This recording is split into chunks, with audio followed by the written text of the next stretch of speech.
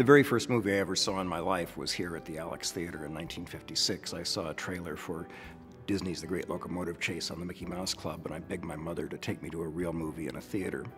And it's a wonder I ever became a movie fan, because I got a headache that day, and for several years thereafter, every time I went to the movies, I got a headache, but I outgrew it.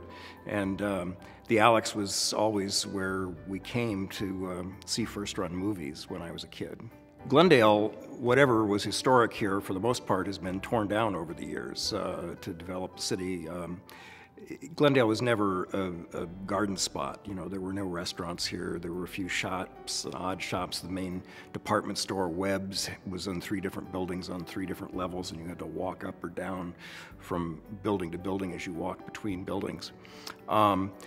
But the Alex was always a spot where people came, and it was great when the city decided to restore the theater to its original glory. It looks different now than it did when I was a kid, because it had been remodeled extensively in the 30s in the what they call the Scorist style of art moderne.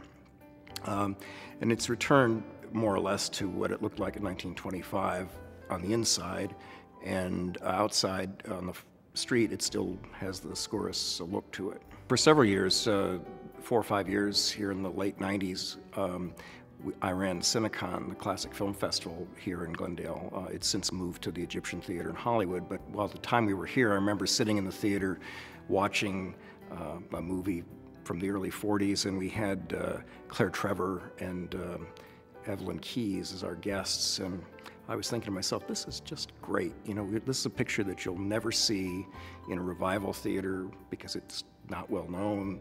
The stars aren't big stars. The director isn't somebody that is going to be on a retrospective list. But here we are in this great theater looking at it on a big screen, and that was just a thrilling moment for me. I think it's difficult to imagine life without the Alex Theater in Glendale.